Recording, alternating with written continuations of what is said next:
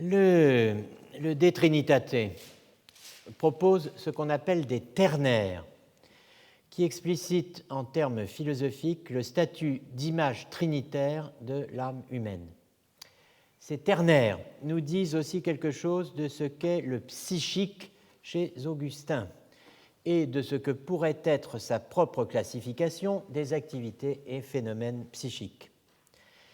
Disant cela, je ne veux pas me référer d'emblée à la relation existant entre l'intentio ou l'attentio augustinienne et l'intentionnalité chez Brentano, thème bien connu qui a fait l'objet d'excellentes études sur lesquelles j'aurai peut-être l'occasion de revenir.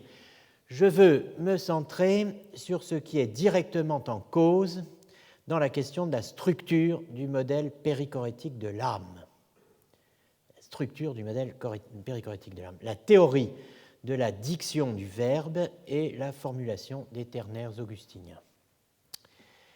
Parmi les différents ternaires mis en place dans le De Trinitate, je retiendrai ici deux. Mens notitia amor, qui intervient dans le livre 9 de la Trinité et est examiné en détail en 9, chapitre 3, paragraphe 3, 4, paragraphe 4-7 et 5, paragraphe 8. Memoria intelligentia voluntas, qui intervient dans le livre 10 et est examiné en détail en 10, chapitre 11, 17, 18, 10, chapitre 12, 19. Intelligentia, c'est la graphie et le mot à l'époque d'Augustin. Le premier ternaire, mens notitia amor, nous est familier.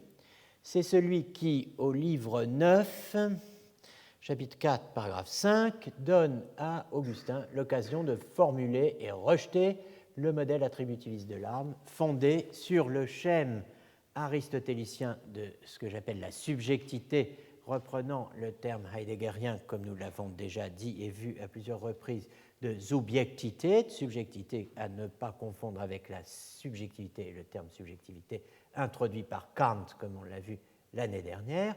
Donc le schème aristotélicien de la subjectivité, l'hypokaimenon, le sujet porteur d'accident et le rapport substance-accident.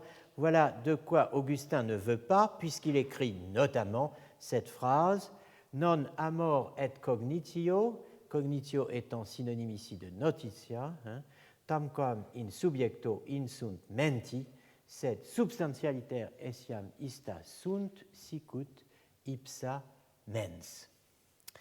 L'amour et la connaissance ne sont pas dans la mens comme dans un sujet.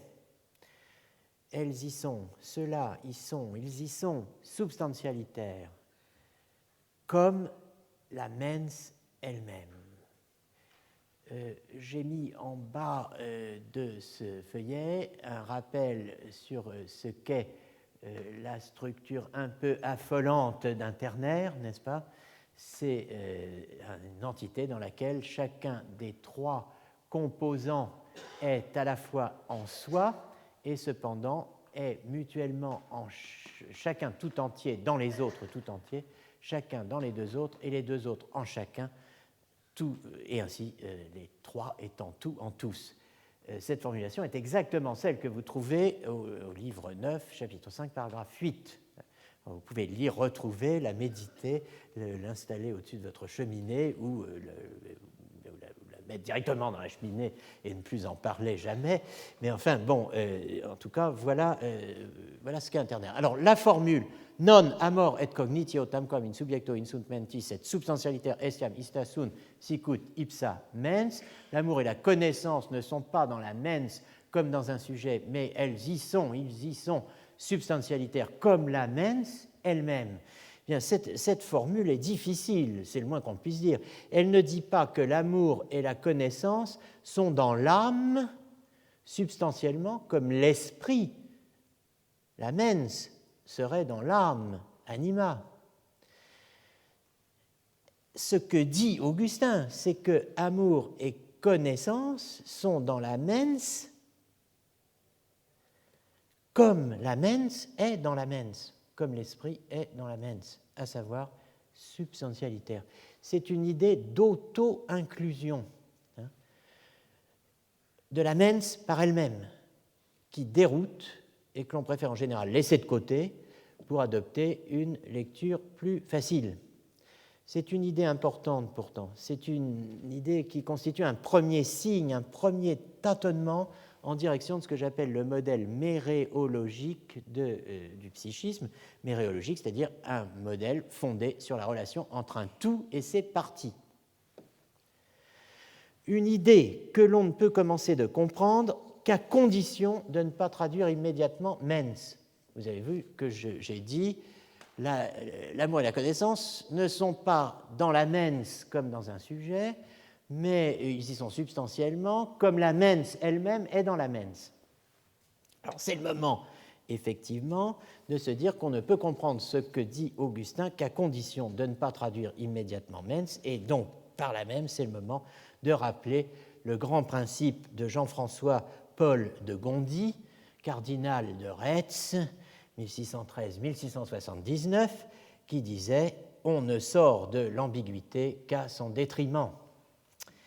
Ce grand principe ne vaut pas qu'en politique, où il a trouvé diverses applications, et un sectateur officiel, en l'espèce du regretté président François Mitterrand, qui aimait à le citer, on ne sort de l'ambiguïté qu'à son détriment. Bien, ce grand principe de Jean-François Paul de Gondi, cardinal de Retz, vaut aussi en philosophie. C'est dire s'il faut bien choisir le moment de désambiguiser un terme.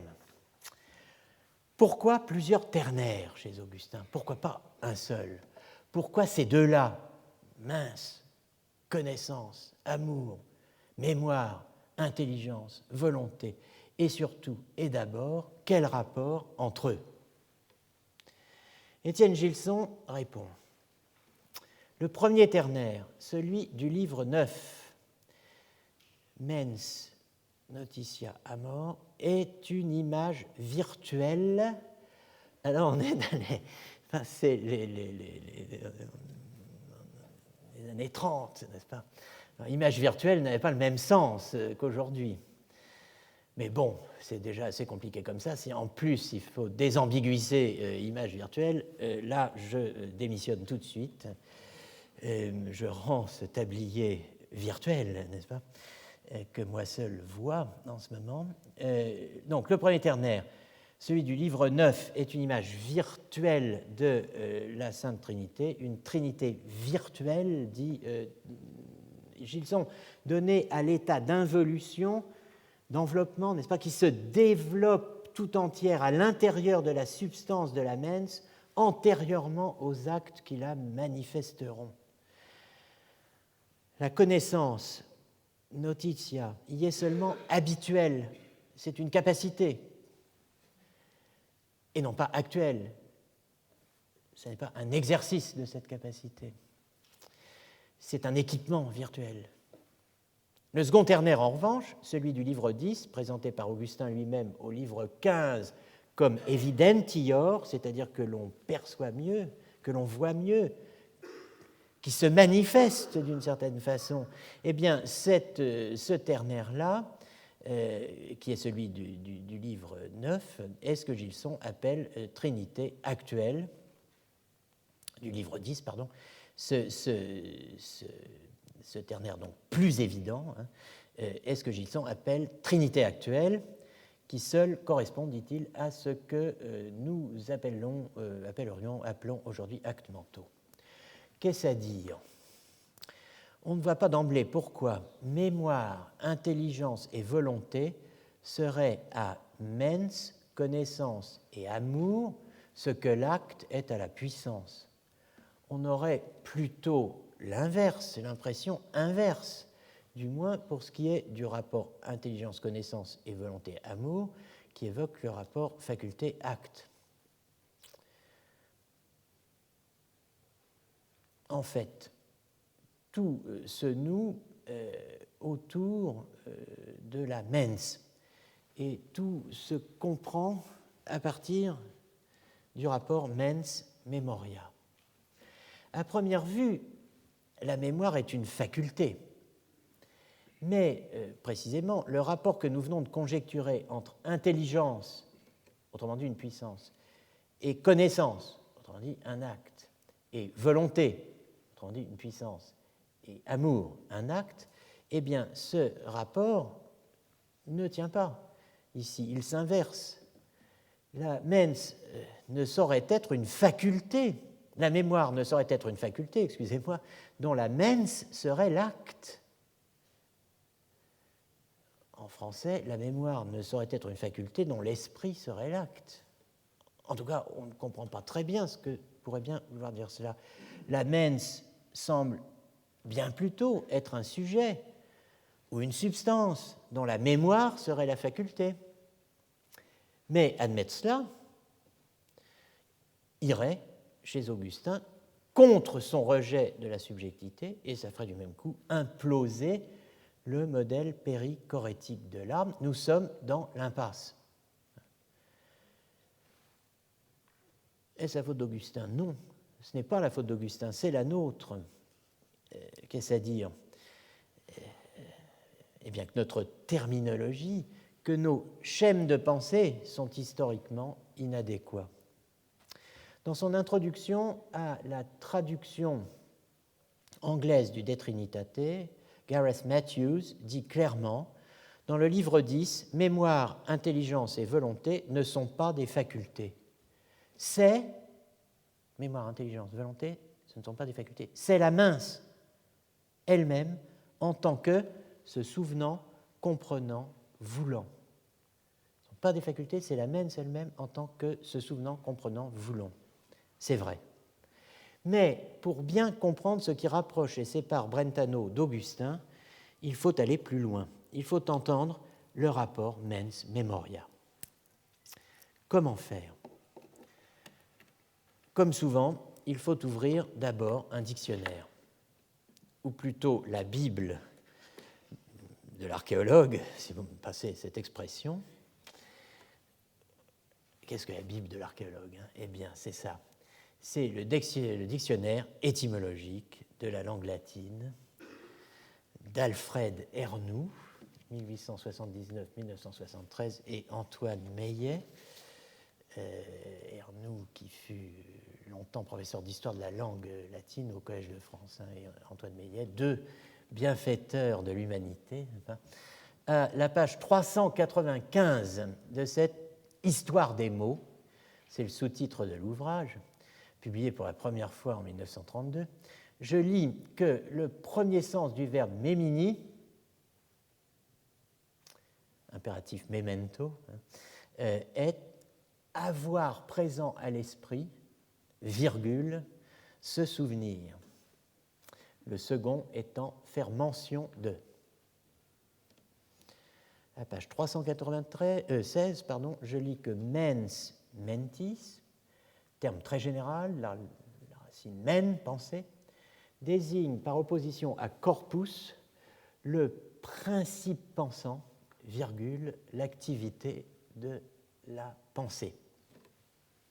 L'esprit, l'intelligence, la pensée, par suite l'intention, en outre, en raison de sa parenté avec animus, auquel il est souvent joint, il s'emploie aussi ce mot mens, poétiquement, au sens de courage.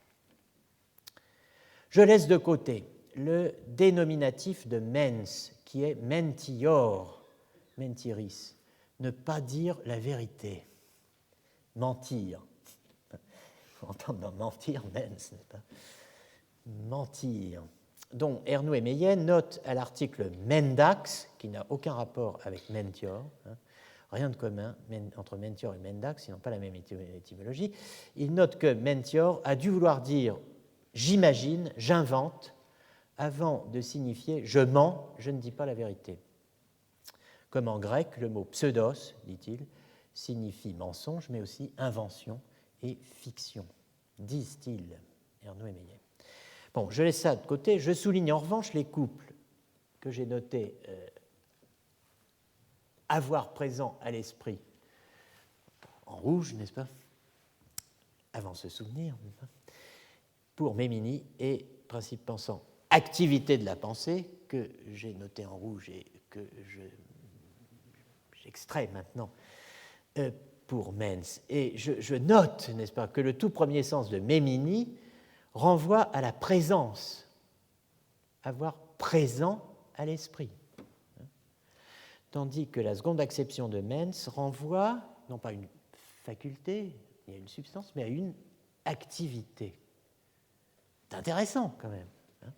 Avec cela, il me semble que nous sommes prêts à entendre ce que signifie la substitution de memoria intelligentsia voluntas à mens notitia amor, c'est-à-dire la substitution de memoria à mens.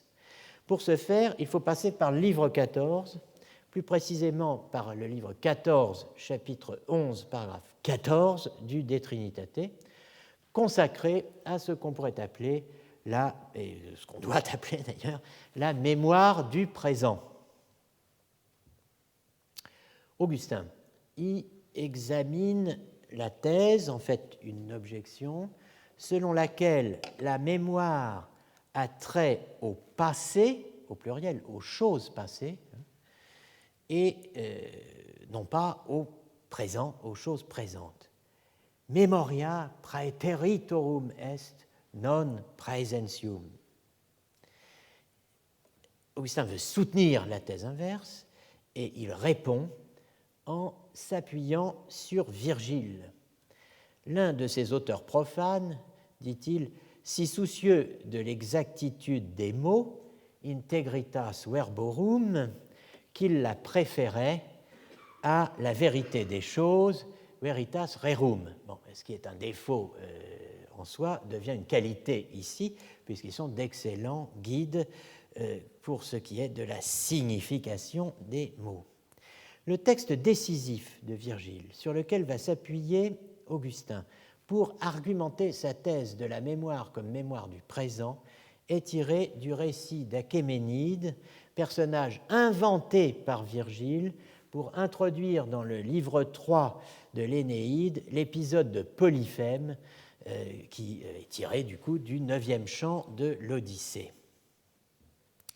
Sum patria ex Ithaca comes in felicis ulixi nomine Achéménides.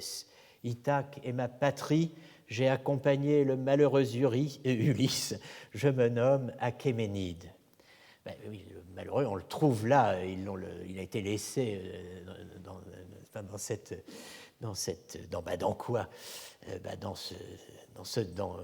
ce en quoi nous transporte immédiatement le récit, à savoir la vaste caverne du Cyclope, la caverne de Polyphème.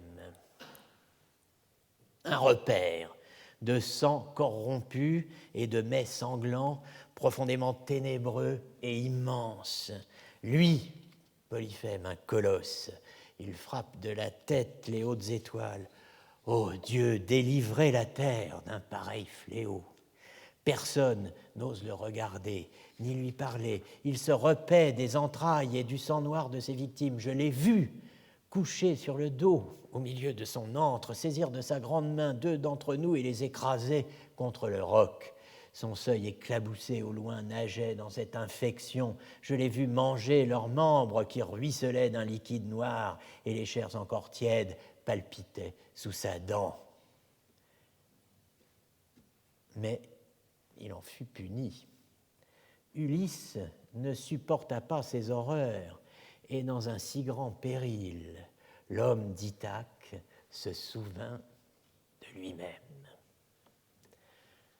Aud impune quidem nectalia passus ulixes oblitusve sui est Ithacus discrimine tanto.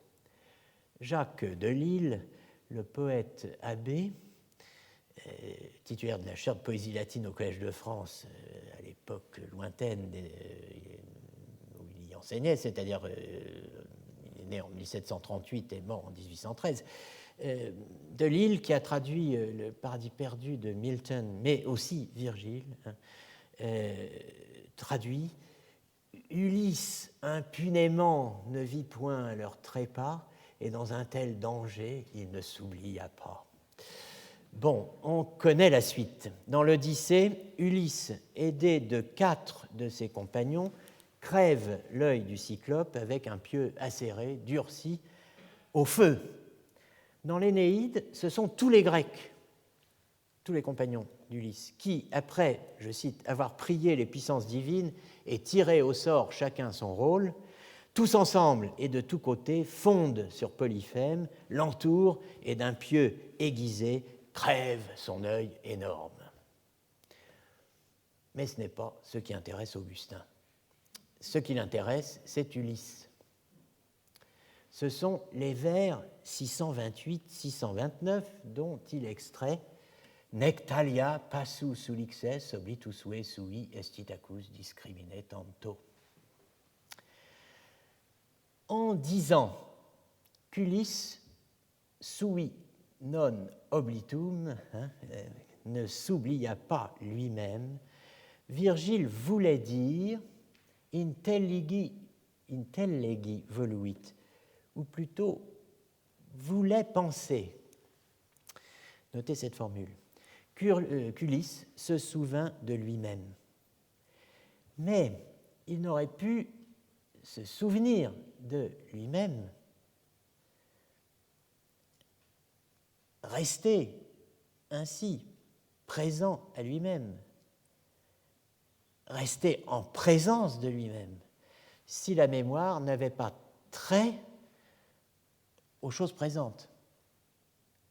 Donc, dit Augustin, de même que pour les choses passées, on appelle mémoire, memoria dicitur, on appelle mémoire ce qui permet à ces choses passées d'être rassemblées, récollies et remémorées, recordari, c'est le cœur là qui est rappelé. De même, dans le cas de cette chose présente, in representi quod sibi est mens, in representi quod sibi est mens. Dans le cas, n'est-ce pas, de cette chose présente que la mens est à ou pour elle-même, sibi, on peut sans absurdité appeler, sine absurditate dicenda est memoria, on peut appeler sans absurdité mémoire, ce par quoi la mens, quoi, ce par quoi la mens est présente à elle-même de façon qu'elle puisse être comprise par sa pensée, sua cogitatione sibi praesto est, n'est-ce pas, ut sua cogitatione possit intellegi. Donc elle est, on peut appeler mémoire ce par quoi la mens est présente à elle-même de façon telle qu'elle puisse être comprise par sa pensée et que les deux, mémoire et intelligence, utrumque sui amore coniungi, puissent être unis par l'amour qu'elle a d'elle-même. Autrement dit, selon le livre 14 des Trinitate, la mémoire est ce par quoi l'âme est présente à elle-même. La mémoire est la présence de l'âme à elle-même. Le livre 10 ajoute que la présence intérieure de l'âme à elle-même, d'où jaillit dans chacun de ses actes la certitude de soi, est présence vraie, qu'elle est présence intérieure, qu'elle est présence non simulata, non simulée. Non simulata, c'est-à-dire non mise en image, non médiatisée par une similitudo, un similé, une représentation imaginaire, un figmentum. La présence à soi-même non médiatisée par une représentation de soi. Alors, je vous renvoie évidemment au cours du 19 juin 2014, où on avait commencé d'effleurer, d'aborder cette question. Alors, dans l'édition Vrin du cours, donc, qui vient de sortir, page 209, la mens est présente à elle-même en chacun de ses actes. Chacun de ces actes est non seulement présent à elle, mais encore et à la fois est présence à soi, donc chaque Chaque acte est présence à soi, à l'acte lui-même, et présence à elle, à la mens. Prise en elle-même, la mens est memoria, présence à soi, praesentia sui, et c'est comme telle, comme memoria sui, mémoire de soi-même, qu'elle est présente en chacun de ses actes, qu'elle se souvienne d'elle-même, qu'elle se connaisse elle-même, qu'elle s'aime elle-même. Comme l'écrit Gilson d'une formule superbe, la mémoire augustinienne est essentiellement mémoire du présent. Cette articulation de la mens et de la mémoire comme mémoire du présent est liée en profondeur à ce que la théologie scolastique s'efforce de penser sous le titre de circum incessio, circum incession, le nom latin de la perichoresis, une immanence, en grec en hyparxis, en latin in existentia, entendu comme présence mutuelle, assistance mutuelle dans la présence. Assistance, comme dans assister à. Vous avez assisté à ça? Eh bien, j'assiste à moi-même. Moi-même, je suis ma propre assistance. C'est bien quand on est prof, n'est-ce pas? Mais ça, on se dit, bah, ma foi, rien n'est perdu. Mais assistance mutuelle dans la présence, le socle épistémique de la théorie brentanienne de l'inhabitation psychique ou intentionnelle. C'est un schème de longue durée, cette périchorèse, entendue comme présence mutuelle, assistance mutuelle, intimité réciproque. Ces expressions figurent alors au XIVe siècle, par exemple, chez les disciples scotistes parisiens d'Odin Scott, François de Méronne et Pierre de Atarrabia, c'est-à-dire de Navarre, enfin il est connu aussi sous le nom de Pierre de Navarre. Ils utilisent ces termes de présence mutuelle, d'assistance mutuelle, d'intimité réciproque pour définir le type de relation qui existe entre les personnes de la Trinité. 2 siècles plus tard, Francisco Suárez, jésuite, n'est-ce pas, le grand auteur, n'est-ce pas, qui est une des sources assez bien connues de Descartes, eh bien, Francisco Suárez, je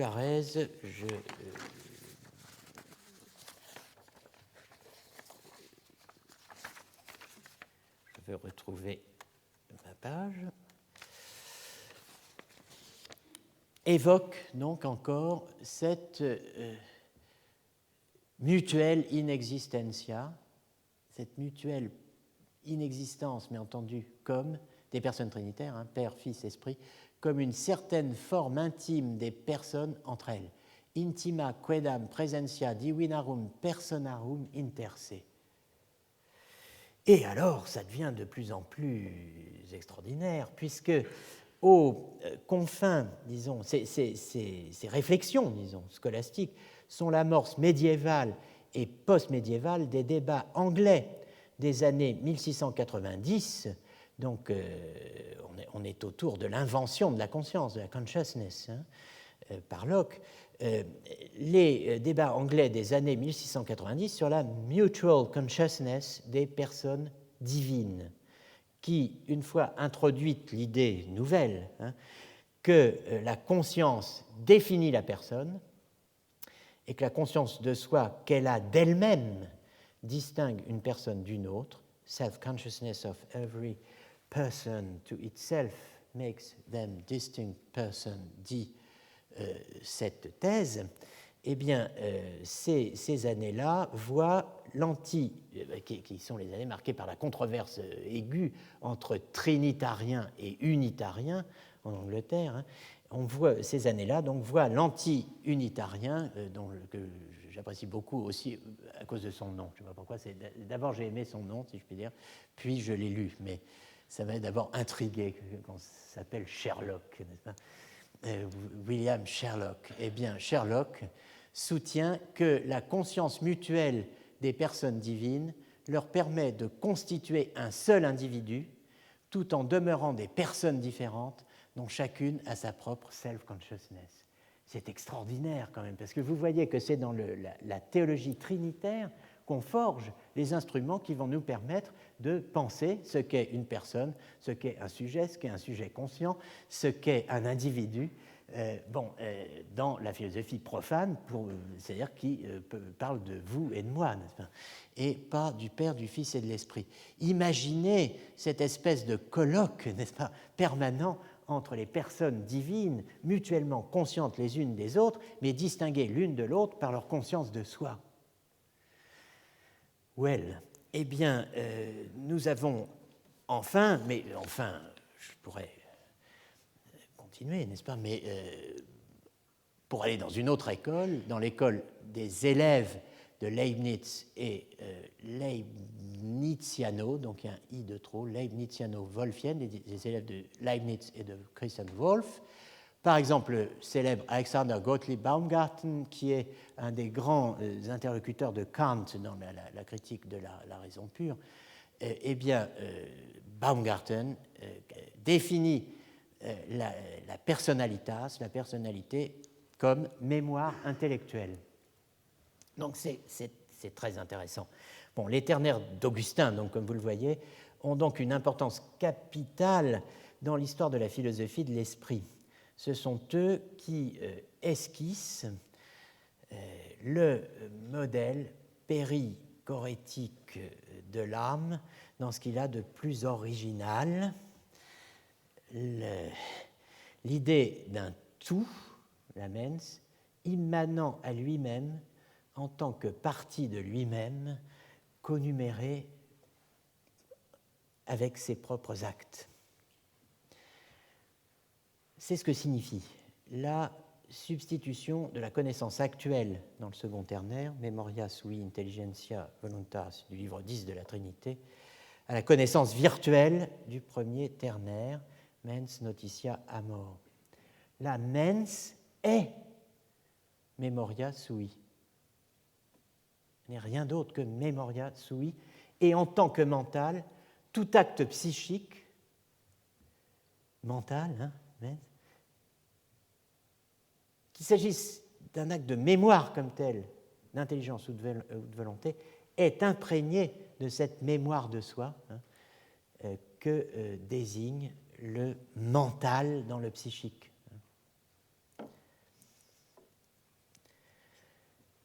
Cela dit, et alors nous allons revenir sur ce modèle méréologique, un tout immanent à lui-même en tant que partie de lui-même, conuméré avec ses propres actes.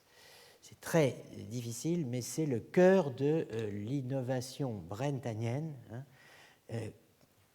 en tant qu'elle reprend quelque chose de ce que le modèle de l'âme chez Augustin avait articulé pour la première fois.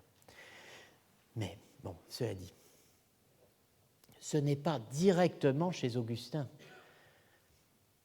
mais probablement et d'abord chez Thomas d'Aquin que Brentano trouve l'amorce médiévale de ce qu'il est en train de réaliser lui-même contre Bain et les modernes, soit, pour reprendre les termes qu'il utilise dans sa présentation de l'Einwohnung psychique thomasienne, dans la note que nous avons vue tout à l'heure, une théorie permettant de traiter de l'inhabitation, Einwohnung, du penser dans le pensant, de l'aimer dans l'amant, du désiré dans le désirant.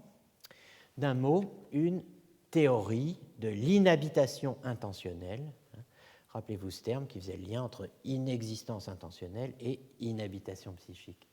Une théorie donc de l'inhabitation intentionnelle permettant d'assurer efficacement le lien entre définition de l'esprit et division des phénomènes psychiques. Résumons. On peut circonscrire l'a priori historique, au sens de Foucault, l'a priori historique de Brentano en ciblant sa formation théologique. Brentano est initialement un théologien. Il ne faut jamais oublier cela.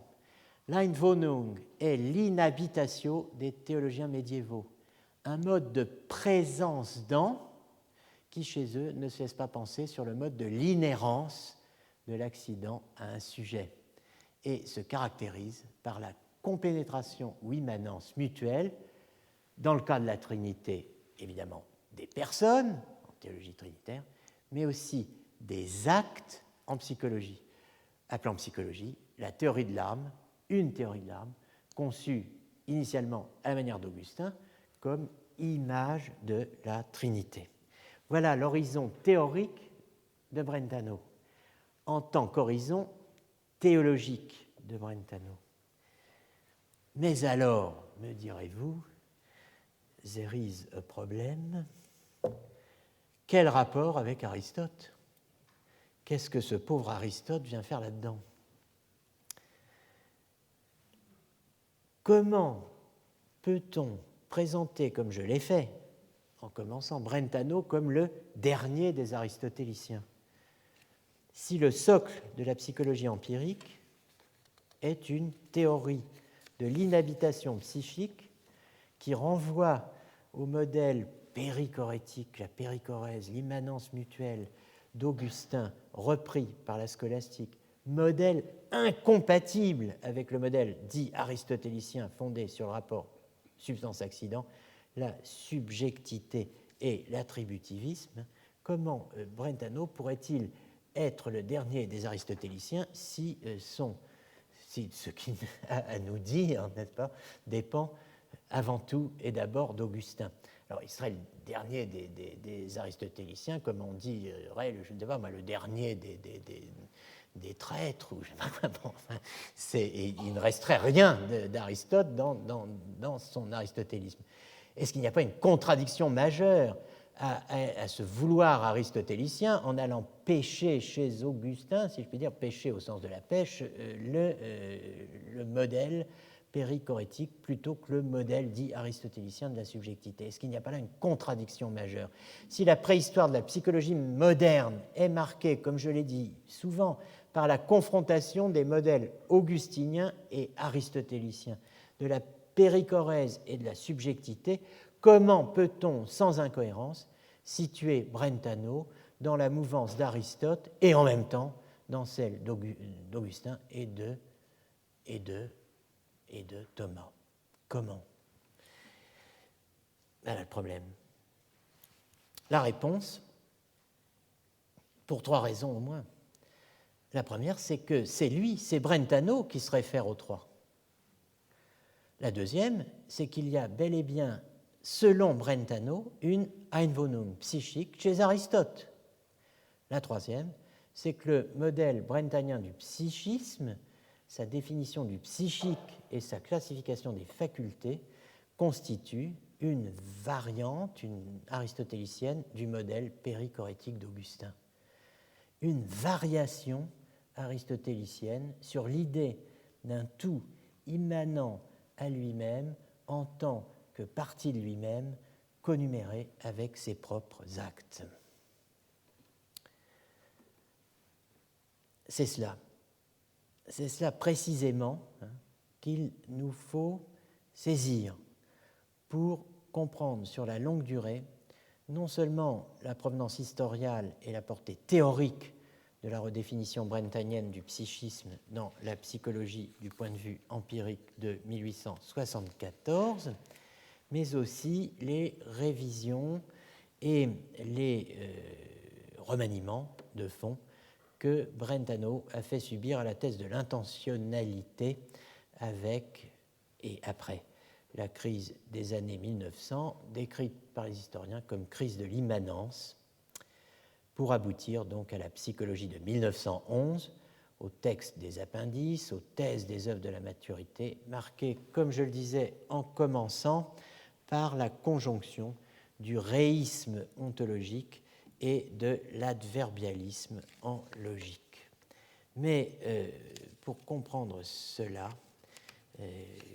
ce que nous n'allons pas faire maintenant, il nous faut procéder à quelque chose que l'action gouvernementale a tenté d'instaurer dans la réforme de l'État et des collectivités territoriales, à savoir ce que j'appellerais un choc de simplification. Ce choc de simplification, bien entendu, vous savez ce que c'est une manière de compliquer autrement les choses. Donc, nous avons 15 jours pour nous y préparer, et en attendant ce choc, n'est-ce pas, qui viendra, n'est-ce pas, lui, n'est-ce pas, en attendant ce choc, eh bien, je vous souhaite une bonne soirée.